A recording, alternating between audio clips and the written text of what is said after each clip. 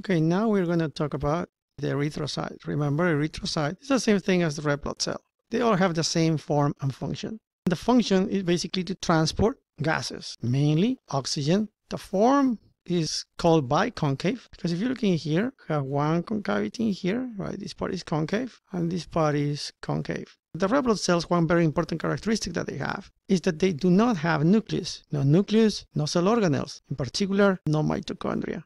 What does it have instead? What does it have inside here that allows it to transport gases? Well, inside there, what it's going to have is going to be hemoglobin.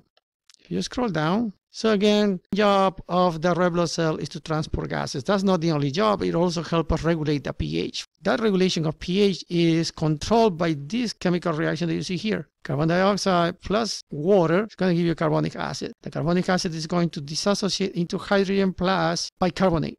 So right here again, we have hemoglobin. Now, what's the composition of hemoglobin? Hemoglobin is made of heme and globin. This is the arrangement of the hemoglobin, where the heme is this red part right here, and the globin is going to be this brown or blue chains that you're going to see right here. So how many globin chains you have? 4. 2 blue ones, also called alpha, and 2 brown ones, also called beta. In addition to that, each globin must have a heme, so that's why you have 1, 2, 3, and 4 hemes. So this is one hemoglobin, another one, and another one. Hemes here is mainly red, but right here in the middle, what you're going to have is iron. Hemoglobin will allow the red blood cell to transport gases. It says in here quantities of erythropoietin and hemoglobin. What is the concentration of hemoglobin? Approximately 12 to 16 grams per deciliter. The lower the value usually belongs to females, higher the value it belongs to males.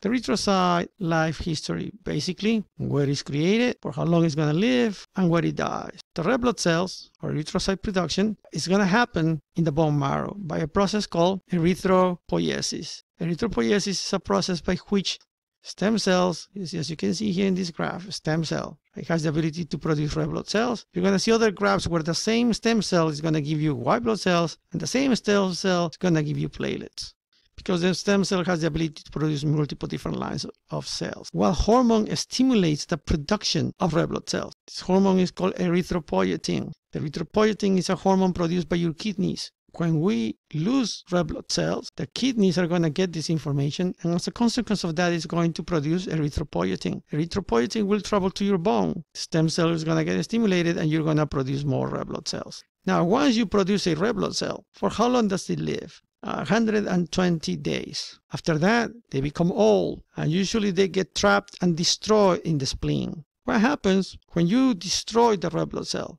Then obviously what you're going to have is what is left inside the red blood cell, which is going to be the hemoglobin. The process of decomposing the hemoglobin is going to start at the level of your spleen, where you have macrophages, right? These specialized cells that are going to eat things. So the macrophages in your spleen are going to eat this hemoglobin, and they're going to start decomposing the hemoglobin. Globin is a protein. So then when the macrophage gets the hemoglobin, it's going to break it into pieces of amino acids. The macrophage is going to get the heme, and it's going to destroy the heme first. It's going to transform that into biliverdin, and then it's going to transform that into bilirubin. Heme, we said that in the middle is going to have iron. So the iron is going to be also separated, and it's going to be stored.